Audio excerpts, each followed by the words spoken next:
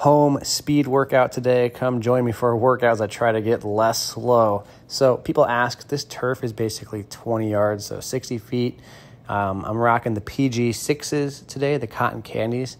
Actually not the world's greatest basketball shoe, but they're really comfy and I think they're really cool looking, so I wear them in my basement. I got this kickback machine off of Facebook Marketplace. I'll be using the Exergenie as well for my resisted sprints. I'm going to do some flywheel training at the end. That's the eccentric K-box. And then I'm also going to be doing some trap bar movements, slight elevation.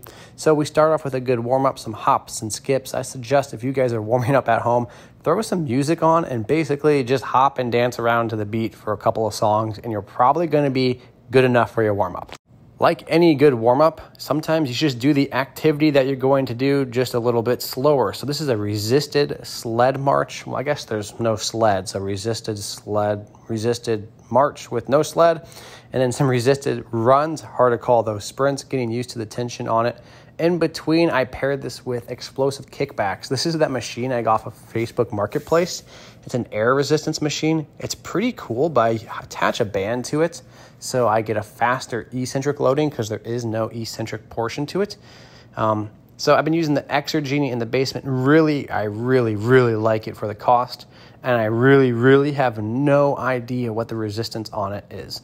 So it's a good amount of resistance just based on how slow I am. But again, I'm trained to be less slow, so I am kind of slow, so maybe I just am slow.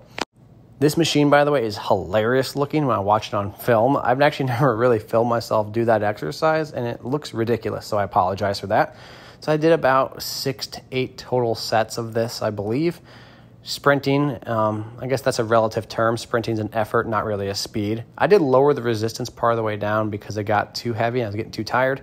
And then we went into the K-box eccentric flywheel. So the way this works is a flywheel. So each concentric rep feeds into the eccentric rep. And because of the higher eccentric rate of loading, that can create a synergistic effect and then feed into the next concentric rep. So you get this cyclic nature, and someone called it like a haptic feedback, meaning you get response on your body movement, and it causes a nice cycle of more and more intense loading, and you eventually hit a point where you are at a high enough intensity that you need to stop. Now this is best used with the small wheel. It's a high eccentric rate of loading, which is why I did it with the trap bar movement, because the trap bar is going to be concentric dominant. And while the flywheel is a eccentric and concentric movement, I'm really just focused on that high rate of eccentric loading because I'm trying to stop and reverse it quicker and over a smaller period than which I would be doing the concentric motion. So it's an asymmetrical eccentric loading. Fun science thing for you guys there.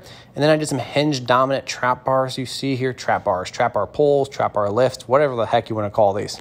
Not as much knee bend as I traditionally do in a trap bar lift, whatever, I don't know what to call it, a trap bar movement, because I'm trying to use my glutes a little bit here. That's basically the whole workout for the day. Pretty simple, straight to the point. I might try and dunk tomorrow. Hope you guys enjoyed it. Thanks for subscribing and appreciate y'all.